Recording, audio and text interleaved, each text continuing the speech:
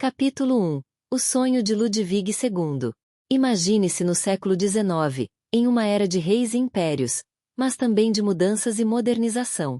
Na Baviera, um jovem rei, Ludwig II, subia ao trono em 1864, aos 18 anos. Apesar de sua posição como monarca, Ludwig era tudo menos convencional. Ele era fascinado pela beleza, pelas artes, principalmente, pela ideia de um mundo medieval que já havia desaparecido há séculos. Desde pequeno, Ludwig passava horas imerso em histórias de cavaleiros, castelos e lendas. Uma das maiores influências em sua vida foi a música de Richard Wagner, que trazia à tona essas narrativas épicas. Ludwig tornou-se um grande patrono de Wagner, financiando suas obras e criando uma relação de amizade e admiração. Inspirado por essas óperas, ele começou a imaginar um refúgio perfeito, onde pudesse escapar do peso de ser um rei em tempos de crescente industrialização. Quando Ludwig decidiu construir o castelo de Neuschwanstein, ele já não era mais apenas um monarca. Era um homem obcecado por criar um mundo de fantasia. O local escolhido era estratégico e sentimental. Nas colinas de Savangal, havia ruínas de um antigo castelo chamado Vorderøenschangal, que ele via da janela do castelo onde passou sua infância.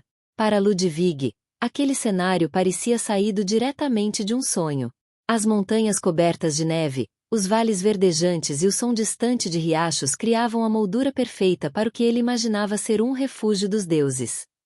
Ludwig II era tão recluso que, muitas vezes, preferia explorar os arredores de sua futura obra sozinho, vestido como um cavaleiro medieval.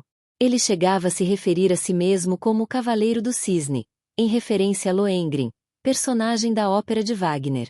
A ideia de construir Neuschwanstein foi vista por muitos como extravagante. A Baviera enfrentava dificuldades financeiras, e os ministros de Ludwig temiam que o projeto fosse um desperdício de recursos. No entanto, o rei estava determinado. Ele usou sua fortuna pessoal para financiar o castelo, recusando-se a comprometer a grandiosidade de seu plano. Enquanto isso, Ludwig começou a sonhar não apenas com um castelo, mas com um reino idealizado. Ele queria que Neuschwanstein fosse mais do que uma residência. Deveria ser um símbolo de sua visão romântica, um local onde ele pudesse se desconectar do mundo real e mergulhar em suas fantasias medievais. Antes mesmo do início da construção, Ludwig contratou Christian Jank, um cenógrafo teatral, para criar os primeiros esboços do castelo. Isso mostra como ele queria que cada detalhe de Neuschwanstein fosse teatral e encantador, como uma ópera de Wagner transformada em pedra. Porém, havia um contraste intrigante na personalidade de Ludwig. Embora ele fosse um sonhador, sua realidade como rei era cheia de desafios. A unificação da Alemanha, liderada por Bismarck, estava mudando o papel da Baviera no cenário europeu. Ludwig, cada vez mais pressionado politicamente, via em Neuschwanstein uma fuga de tudo isso. Assim, em 1869, a construção do castelo começou, com Ludwig supervisionando pessoalmente cada etapa. Ele passava horas discutindo detalhes com os arquitetos, obcecado por recriar sua visão de um paraíso medieval. O local era de difícil acesso, exigindo a construção de caminhos e infraestrutura antes mesmo que as obras pudessem começar. Mas isso não o desanimou.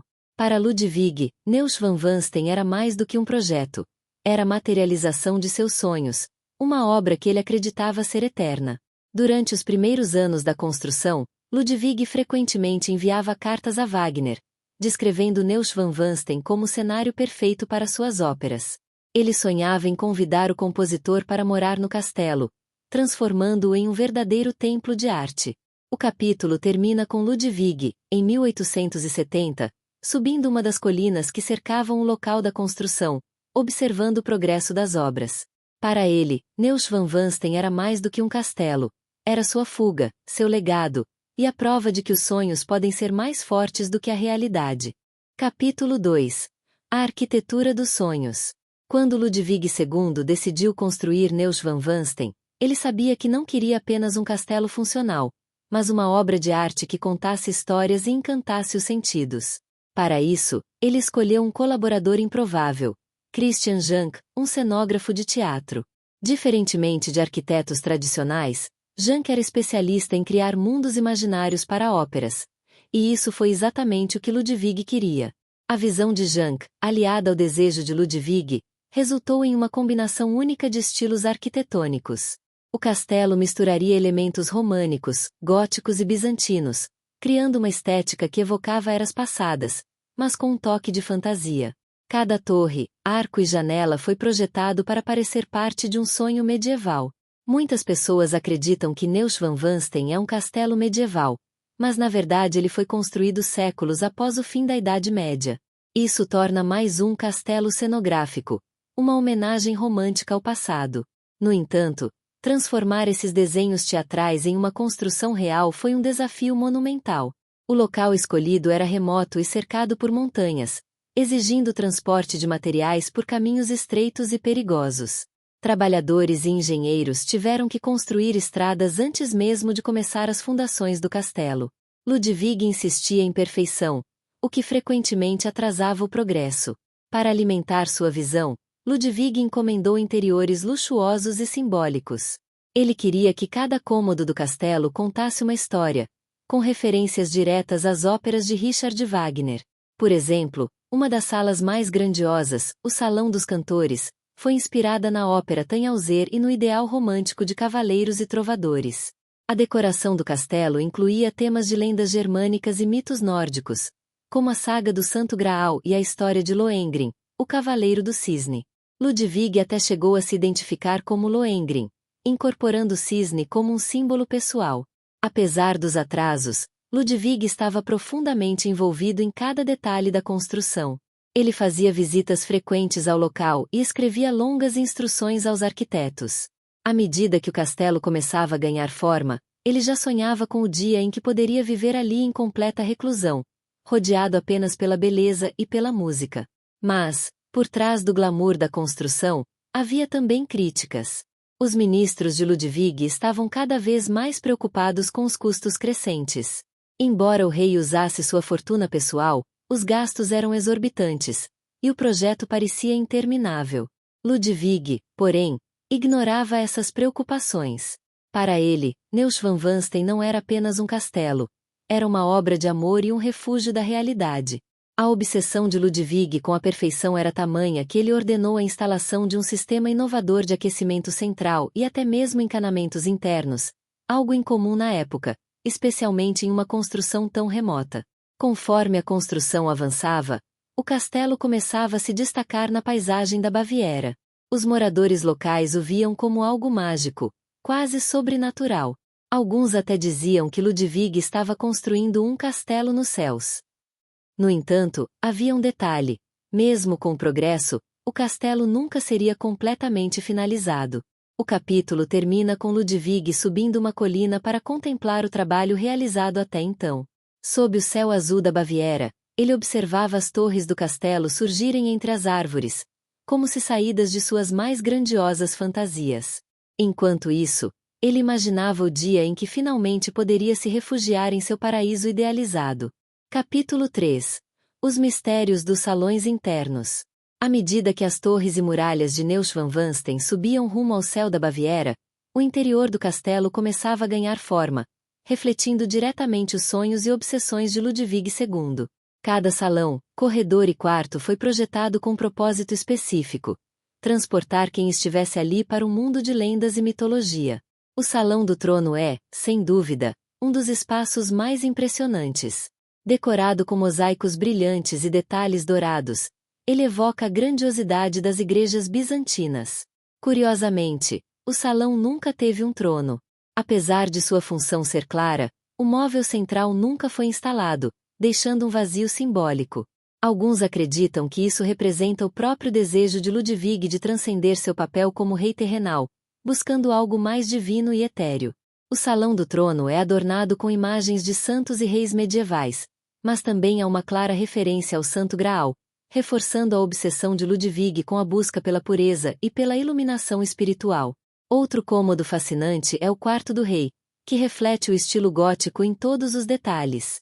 As esculturas de madeira intricadas no dossel da cama levam meses para serem concluídas. No teto, há representações de estrelas brilhantes, como se Ludwig dormisse sob o céu noturno. Ele adorava contemplar essas estrelas artificiais enquanto planejava o próximo passo para seu castelo ou mergulhava em seus devaneios românticos.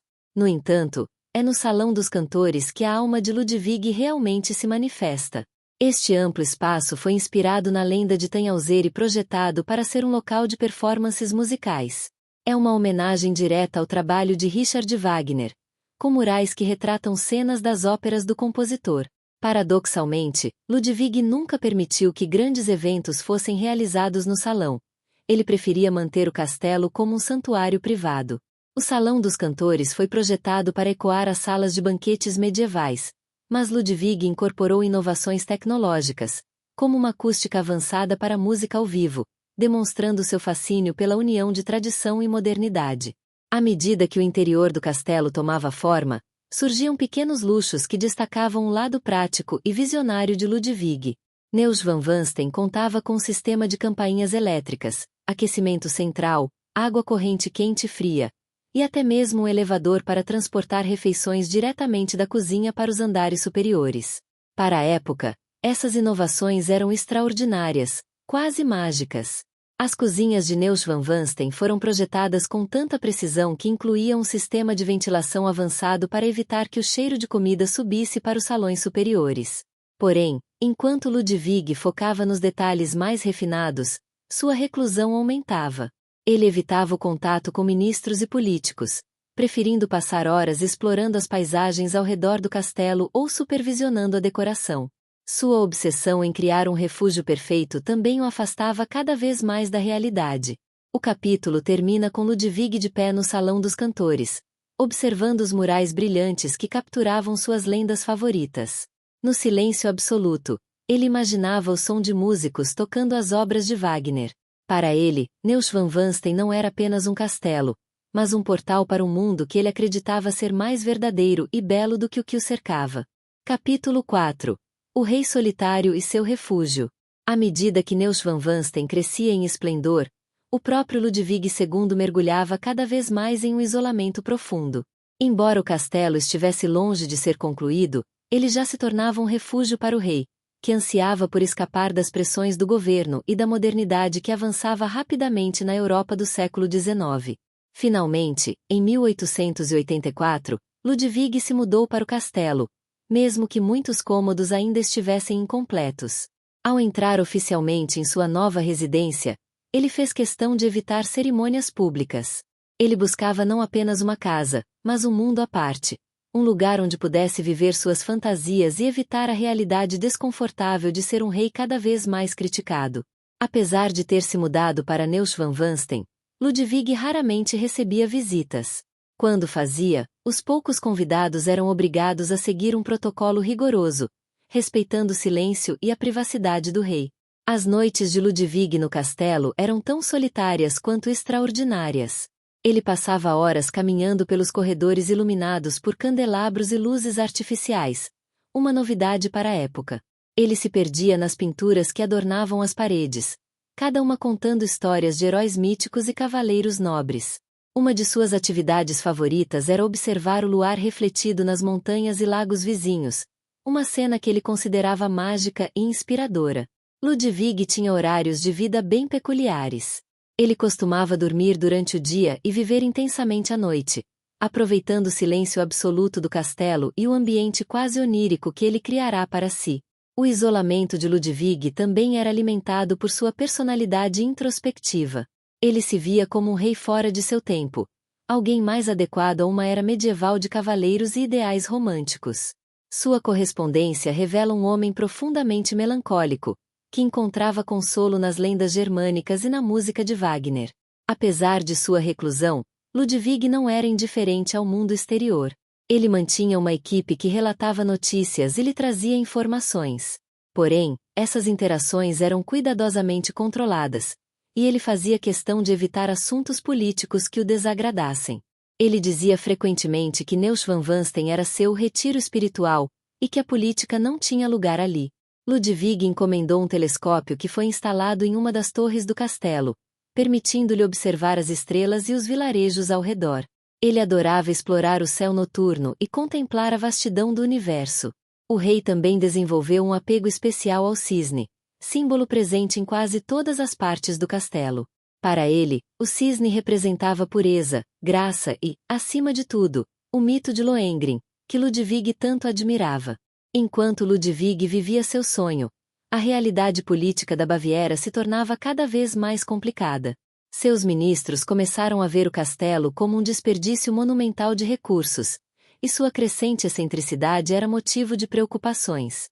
Eles temiam que Ludwig estivesse negligenciando suas responsabilidades enquanto gastava fortunas em um projeto que parecia nunca terminar.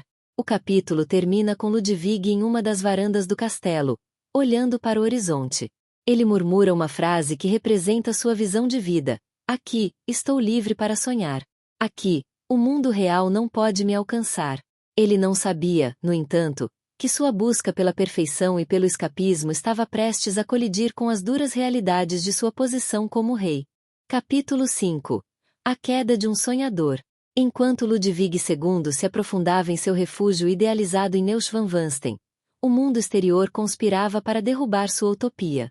A Baviera enfrentava uma pressão crescente devido às tensões políticas e econômicas, e os ministros do rei começaram a questionar sua capacidade de governar. Para eles, Ludwig estava mais preocupado com seus castelos de fantasia do que com a estabilidade de seu reino. Ludwig gastou uma fortuna pessoal em seus projetos arquitetônicos, incluindo Neuschwanstein. Ele até contraiu empréstimos pessoais, recusando-se a usar os cofres do governo. Porém, isso não impediu que as críticas aumentassem, já que muitos acreditavam que o rei deveria priorizar outras questões do Estado. Dentro de Neuschwanstein, Ludwig estava alheio ao descontentamento crescente. Ele continuava a decorar o castelo com detalhes minuciosos, adicionando tapeçarias, esculturas e murais que contavam histórias de heróis e tragédias. Cada canto era uma peça do quebra-cabeça de sua imaginação, mas, ao mesmo tempo, representava seu distanciamento da realidade. Os murais em Neuschwanstein não eram escolhidos aleatoriamente. Cada cena representava uma lenda ou um ideal que Ludwig valorizava, como a busca pelo Santo Graal, a pureza de Lohengrin ou o sacrifício de Tristão e Isolda. Do lado de fora do castelo, a conspiração contra Ludwig ganhava força. Ministros descontentes começaram a reunir evidências para declarar o rei mentalmente incapaz de governar. Alegavam que sua reclusão, gastos excessivos e comportamento excêntrico eram provas de insanidade. Um psiquiatra, que nunca havia examinado Ludwig pessoalmente, foi convocado para assinar um laudo atestando sua suposta loucura. Em 10 de junho de 1886, a situação chegou ao ápice. Uma comissão de médicos e oficiais foi enviada a Neuschwanstein para prender Ludwig e levá-lo ao Palácio de Berg, onde ele seria mantido sob custódia. Quando chegaram ao castelo, no entanto, encontraram resistência. Ludwig, ao saber de sua deposição, ordenou que os portões de Neuschwanstein fossem trancados. Ele permaneceu lá, isolado, enquanto as forças do governo discutiam como lidar com a situação. Ludwig tinha um pequeno número de apoiadores leais, incluindo os funcionários de Neuschwanstein. Disse que eles tentaram defender o castelo e proteger o rei, mas a oposição era muito mais poderosa. Após 2 dias de cerco e negociações, Ludwig finalmente foi capturado. Ele foi levado ao Palácio de Berg, à beira do lago Starberg, onde seria mantido sob vigilância. Ele não protestou nem ofereceu resistência, mas suas palavras à comitiva ficaram gravadas na memória. Vocês estão cometendo um grande erro. A história me julgará. Embora Ludwig tenha sido declarado louco, muitos historiadores questionam a validade desse diagnóstico. Para alguns, ele era simplesmente um sonhador incompreendido, cuja visão de mundo colidia com as necessidades práticas de seu tempo. O capítulo termina com Ludwig olhando pela janela de sua cela no Palácio de Berg. Ele observa o reflexo do luar no lago, um eco das paisagens de Neuschwanstein que tanto amava. Em silêncio, ele imagina as torres de seu castelo e o som de óperas que nunca seriam apresentadas ali. Capítulo 6. Mistério nas águas do lago Starberg. O exílio forçado de Ludwig II no Palácio de Berg marcou o capítulo final de sua vida. Embora ele estivesse sob vigilância constante, o rei mantinha um comportamento calmo e resignado. Ele passava horas contemplando o lago Starberg, que se estendia em frente ao palácio. Alguns relatos dizem que ele conversava pouco e parecia perdido em pensamentos, enquanto outros sugerem que ele planejava maneiras de recuperar seu trono. Na noite de 13 de junho de 1886, um evento misterioso e trágico mudou o curso da história para sempre. Ludwig foi encontrado morto nas águas rasas do lago Starnberg, ao lado de seu psiquiatra, Dr. Bernhard von Guden. Ambos os corpos foram retirados do lago sem sinais visíveis de luta ou ferimentos graves. Até hoje, as circunstâncias de suas mortes permanecem um dos grandes mistérios da história europeia. Ludwig era um nadador experiente, o que torna sua morte por afogamento ainda mais intrigante. Além disso, as águas onde os corpos foram encontrados eram tão rasas que dificilmente poderiam causar um afogamento acidental. A versão oficial divulgada na época alegava que Ludwig e o Dr. von Guden haviam saído para uma caminhada e que o rei, em um surto de loucura, se jogou no lago. O psiquiatra teria tentado salvá-lo, mas ambos acabaram se afogando. No entanto, essa narrativa foi questionada por muitos. Teorias alternativas sugerem que Ludwig foi assassinado por ordem de seus inimigos políticos, que temiam que ele pudesse retornar ao poder. Outras hipóteses indicam que ele tentou fugir e foi detido violentamente. Há até relatos de moradores locais que afirmam ter ouvido tiros naquela noite. Uma carta escrita por Ludwig dias antes de sua morte foi encontrada e continha a frase: "Estou sendo perseguido e traído por todos os lados. Meu coração está quebrado." Essa carta alimenta ainda mais as teorias conspiratórias sobre seu fim. O funeral de Ludwig foi realizado com grande pompa, mas sua morte deixou uma nuvem de incerteza e polêmica. Ele foi enterrado na igreja de São Miguel, em Munique, mas seu legado continuou a viver através de Neuschwanstein e das histórias que ele inspirou. Apesar de seu reinado conturbado, Ludwig II é lembrado com carinho por muitos bávaros, que o consideram um rei visionário e incompreendido. Ele é frequentemente chamado de Rei dos Contos de Fadas, e é visto como um símbolo de resistência ao pragmatismo político. O capítulo termina com a imagem do lago Starnberg ao entardecer. As águas calmas refletem o céu dourado, mas um sentimento de mistério e melancolia permanece. Neuschwanstein, erguendo-se nas montanhas ao longe, parece ser um monumento eterno ao sonho de um homem que buscava beleza e fantasia em um mundo que não podia compreendê-lo. Capítulo 7. O legado de um rei visionário. Com a morte de Ludwig II, a Baviera perdeu mais do que um monarca. Perdeu um sonhador que desafiava as convenções e tentava transformar a realidade em fantasia. Mas, enquanto sua vida terminou de forma trágica, seu legado estava apenas começando a se formar. Neuschwanstein, o castelo que Ludwig não viu completamente terminado, tornou-se um símbolo de sua visão única. Após sua morte, o governo bávaro, enfrentando dificuldades financeiras, decidiu abrir o castelo ao público. No início, foi uma decisão prática para recuperar parte dos custos exorbitantes de sua construção, mas rapidamente o local se tornou uma atração magnética para visitantes de todo o mundo. Em apenas 6 semanas após a morte de Ludwig, Neuschwanstein foi aberto para visitas, recebendo curiosos interessados em ver o excêntrico projeto do Rei Louco. Hoje, milhões de pessoas visitam o castelo anualmente, tornando uma das atrações turísticas mais icônicas da Alemanha. Os primeiros visitantes ficaram maravilhados com os interiores luxuosos e a atenção aos detalhes. Cada salão, cada pintura, cada tapeçaria contava uma história. O Salão do Trono, por exemplo, foi projetado para evocar uma catedral bizantina, refletindo o desejo de Ludwig de ser um monarca quase divino. Embora nunca tenha sido usado para cerimônias reais, o salão é um dos espaços mais impressionantes do castelo. O trono que Ludwig encomendou para o Salão do Trono nunca foi entregue, deixando o espaço vazio até hoje. Isso adiciona uma camada de simbolismo ao castelo, como se ele refletisse o incompleto e o inalcançável. Outro espaço fascinante é o quarto de Ludwig, decorado com cenas de Tristão e Isolda. A cama, esculpida em madeira com detalhes góticos, levou mais de 4 anos para ser concluída. O quarto também possui uma pequena capela, demonstrando o lado devoto do rei, ainda que ele rejeitasse as restrições do dogma religioso em sua vida pessoal. Uma das inovações surpreendentes de Neuschwanstein é a tecnologia que Ludwig incluiu no castelo. Ele era obcecado por modernidade e equipou o local com água corrente, um sistema de campainhas elétricas para chamar os servos e até aquecimento central, algo raríssimo na época. Enquanto o castelo brilhava como um tributo à imaginação de Ludwig, o debate sobre sua morte e seu reinado continuava. Para alguns, ele era um líder irresponsável, que gastava além de suas posses. Para outros, ele era um gênio criativo incompreendido, à frente de seu tempo. O capítulo termina com a imagem de Neuschwanstein ao pôr do sol, suas torres parecendo tocar o céu.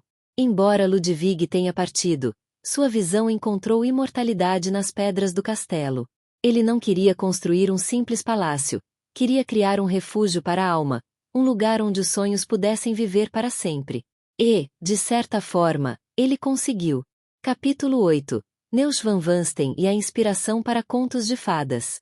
Enquanto Neuschwanstein era inicialmente visto como um símbolo de extravagância e loucura, ele lentamente passou a ser reconhecido como uma obra de arte única, capaz de inspirar gerações. Suas torres majestosas, suas paredes brancas reluzentes e sua localização em meio às montanhas da Baviera deram vida à ideia de um castelo de contos de fadas. A magia de Neuschwanstein chamou a atenção de ninguém menos que Walt Disney. Quando Disney viajou pela Europa na década de 1950, ficou profundamente impressionado com o castelo. Sua forma icônica e atmosfera encantadora se tornaram a inspiração para o Castelo da Cinderela, peça central de Disneyland e símbolo do Império Disney. As semelhanças entre Neuschwanstein e o Castelo da Cinderela são inconfundíveis. Ambos compartilham torres altas e cunicas, detalhes góticos e um ambiente que parece saído diretamente de um sonho. Além de influenciar o mundo do entretenimento, o castelo também se tornou um símbolo da cultura alemã. A Baviera começou a usar imagens de Neuschwanstein em materiais promocionais, solidificando sua posição como um dos locais mais reconhecidos e visitados do país. Apesar de seu papel central na cultura popular, Neuschwanstein quase não sobreviveu à Segunda Guerra Mundial. Durante o conflito, o castelo foi usado para armazenar arte confiscada pelos nazistas. Quando as forças aliadas se aproximaram, havia planos para destruí-lo para evitar que caísse em mãos inimigas. Felizmente, isso nunca aconteceu, e o castelo permaneceu intacto. A conexão de Neuschwanstein com o romantismo, mistério e imaginação também atraiu escritores e artistas ao longo dos anos. Ele aparece em inúmeros livros, filmes e séries, sempre representando a ideia de um lugar mágico e isolado, onde o impossível parece possível. No entanto, o castelo é mais do que um cenário de fantasia. Ele reflete a complexidade de seu criador. Ludwig II usou Neuschwanstein como uma forma de escapar de um mundo que ele considerava frio e hostil. E, ao fazer isso, criou um espaço que continua a capturar a imaginação de milhões. A decoração interna de Neuschwanstein foi quase toda inspirada em óperas de Richard Wagner, o compositor favorito de Ludwig. As pinturas murais retratam cenas de obras como Lohengrin, Parsifal e Tannhäuser, todas imbuídas de um profundo simbolismo romântico e mitológico. O capítulo termina destacando como Neuschwanstein transcendeu sua origem como um refúgio pessoal de um rei solitário. Ele se tornou um símbolo universal de sonhos e criatividade, provando que, mesmo as ideias mais incompreendidas podem deixar um impacto eterno no mundo. Capítulo 9. Neuschwanstein no século XX, de refúgio real a patrimônio mundial. Com o passar das décadas, o castelo de Neuschwanstein foi deixando de ser apenas uma atração turística para se transformar em um ícone mundial. Durante o século XX, ele passou por mudanças que o moldaram para o que conhecemos hoje. Mas sua história nesse período é marcada tanto por momentos de celebração quanto por desafios que ameaçaram sua integridade. Após o término da Segunda Guerra Mundial, Neuschwanstein tornou-se um símbolo de esperança e resistência. Apesar de ter sido usado como depósito de arte confiscada pelos nazistas, o castelo não sofreu os danos que tantas outras obras-primas europeias enfrentaram. Quando as tropas aliadas chegaram à Baviera, encontraram o castelo praticamente intocado, com sua beleza preservada. Neuschwanstein abrigava tesouros de inestimável valor, incluindo obras de arte e joias pertencentes a coleções privadas e museus, confiscadas durante a guerra. Um dos mistérios mais fascinantes é que parte dessas peças desapareceu antes do fim do conflito, dando origem a teorias de conspiração e lendas sobre tesouros escondidos nos arredores do castelo.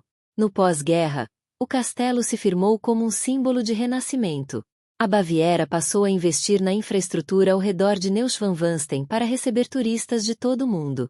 Hoje, mais de 1,4 milhão de pessoas visitam o castelo anualmente, encantando-se com sua arquitetura e paisagens cinematográficas. Durante os anos 1960 e 1970, Neuschwanstein enfrentou um desafio inesperado. Os altos níveis de turismo começaram a causar desgaste na estrutura. O governo alemão teve que implementar medidas rigorosas de conservação para proteger o castelo e limitar o número de visitantes por dia. A década de 1980 trouxe novos holofotes para o castelo, à medida que produções cinematográficas e campanhas publicitárias usavam Neuschwanstein como cenário. Ele aparecia como o epítome da realeza romântica e do sonho europeu. O castelo também começou a ganhar espaço no imaginário coletivo, sendo associado a valores como beleza, criatividade e perseverança.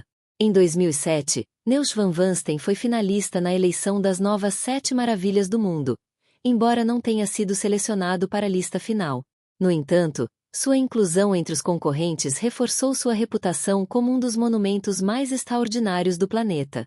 O século XX também trouxe avanços tecnológicos que permitiram que o castelo fosse explorado de novas maneiras. Hoje, Neuschwanstein pode ser visitado virtualmente por pessoas do mundo inteiro, tornando-se acessível mesmo para aqueles que nunca pisaram na Alemanha. Por fim, o capítulo reflete sobre como o castelo, construído como uma fuga pessoal de Ludwig II, se tornou um presente para a humanidade. Ele é uma lembrança de que até os sonhos mais extravagantes podem encontrar um lugar no mundo real, inspirando gerações a acreditar no impossível. Capítulo 10. Neuschwanstein. O legado de um sonho eterno. Encerramos nossa jornada com Neuschwanstein olhando para o impacto duradouro desse castelo extraordinário e o legado que ele deixou para a Alemanha e o mundo. Mais do que uma construção imponente, Neuschwanstein é uma manifestação física do sonho de Ludwig II, e seu espírito visionário continua vivo em cada pedra, mural e torre. Hoje, o castelo é um símbolo inconfundível da Alemanha, especialmente da Baviera. Ele aparece em selos postais, moedas comemorativas e materiais promocionais de turismo. Sua silhueta é reconhecida instantaneamente, atraindo não apenas visitantes, mas também sonhadores de todas as partes do mundo. Neuschwanstein tornou-se uma das atrações turísticas mais visitadas da Europa, mas sua popularidade exige uma logística impressionante. Cerca de 6.000 pessoas visitam o castelo diariamente durante a alta temporada, e há mais de 200 funcionários dedicados à sua manutenção e operação. O castelo também transcendeu sua função histórica e cultural, assumindo um papel no imaginário coletivo global. Ele é associado a ideais de beleza, criatividade e a coragem de seguir sonhos, por mais grandiosos que possam parecer. Para muitos, visitar Neuschwanstein é como entrar em um conto de fadas, onde o impossível parece ao alcance. Em um gesto de preservação, o castelo foi recentemente adicionado à lista provisória da Unesco como Patrimônio Mundial. Isso reforça a importância de Neuschwanstein como uma obra de arte arquitetônica e um marco cultural de valor universal. O impacto de Ludwig II, embora controverso durante sua vida, agora é visto sob uma nova luz. O rei que foi chamado de louco é hoje celebrado como um visionário, cuja busca pela beleza e perfeição criou um legado que transcende gerações. Através de Neuschwanstein, Ludwig mostrou ao mundo que o verdadeiro poder não está apenas em governar, mas em inspirar. Apesar de sua fama mundial, a maior parte do castelo não foi concluída. Ludwig tinha planos ainda mais ambiciosos, incluindo uma sala do trono que simbolizaria sua visão de monarquia divina, mas sua morte interrompeu as obras.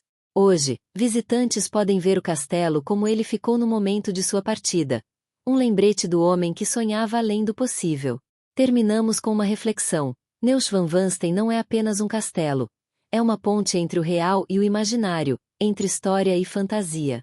Ele nos ensina que, mesmo diante de críticas e dificuldades, a busca pela realização de nossos sonhos é um ato de coragem que pode ecoar por séculos.